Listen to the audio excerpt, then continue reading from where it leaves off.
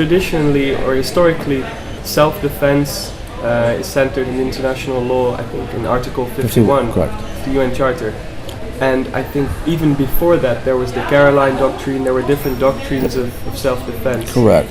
So the Caroline Doctrine creates a broader paradigm than Article 51. Article 51 seeks to narrow self-defense to the right to attack or right to act when the nation state has been attacked. So there's an intellectual misnomer in Article 51 in the context of self-defense, because it says that self-defense is only effectuated when the state has been attacked. So does that self-defense or is that responsive? Caroline Doctrine was broader, but history is important and context is important. Obviously, Article 51 is the UN Charter is in the aftermath of the Second World War. So there, the idea is to narrow the state's right in terms of when it can engage in self-defense. And the question really is, and you're right to raise Article 51, is how applicable is that to counterterrorism? Because Article 51 in international law views the state conflict as state-state conflict, and target killing is state non-state. It's a very different paradigm, and one of the really interesting questions is whether or not international law today is applicable to the conflict of today, and that's an open question. And also, there's a difference between law in war and law when there's no formal declaration of war. Right, well, that's correct, but I would take it one step further. We're not talking about conflict between state A and state B. It's not the Netherlands hypothetically against Spain, right? It's the state against a non-state actor, and the question is what rules apply to that, particularly when the non-state actor is not beholden to the laws of war or to any sense of a legal paradigm. Do you still think that it's necessary to have a legal framework wherein... Absolutely. And so do you think that the current legal framework, if there is one, qualifies that the US operates its drone strikes? First of all, I absolutely believe in the rule of law and the need to have an international paradigm. That's the statement. The question is whether or not international law is the correct paradigm. The answer is, until there's something else, the answer is yes. Then in terms of how the U.S. conducts its business in the context of drones, as we were talking earlier, in terms of, for instance, the Department of Justice white paper from February, I think creates a paradigm that is largely illegal, immoral, and ineffective. Does that mean that the U.S. violates international law? I think is how I understand international law. The answer is yes, that it does.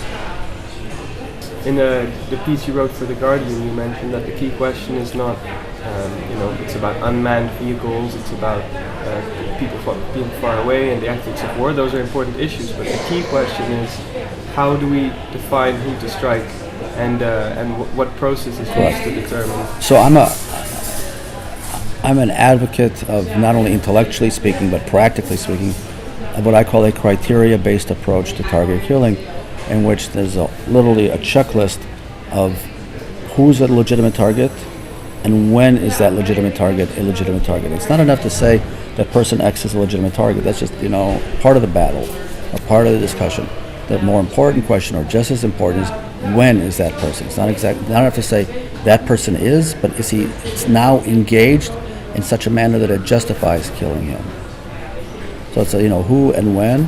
And what I find, going back to your question about the DOJ white paper, the DOJ white paper does not articulate a criteria-based approach.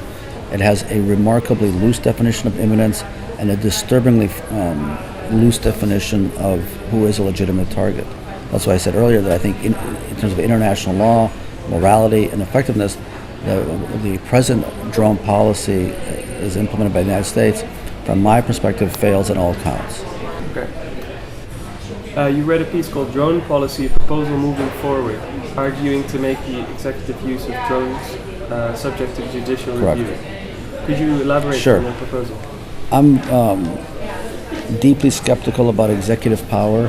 What Justice Jackson, in one of the great Supreme Court decisions of all time in the United States, Youngstown Steel, talked about the unfettered executive with too much power. In the context of drones, I think the executive needs to be subject to judicial review. And so my recommendation is to establish a drone court that would require the executive branch to come to a court or a board before undertaking the attack. So it's not a action authorization. It's a pre-action approval. But then the process should be extremely swift. Absolutely. And, the critics of my proposal have, raised the flag of logistics, right? And I can but cite the former president or Chief Justice of the Israeli Supreme Court, Aaron Barak, who said that the logistical burdens of the state must not be borne by the individual. So if the Americans in July 1969 could put a man on the moon, we can figure out how to make the logistics of this happen.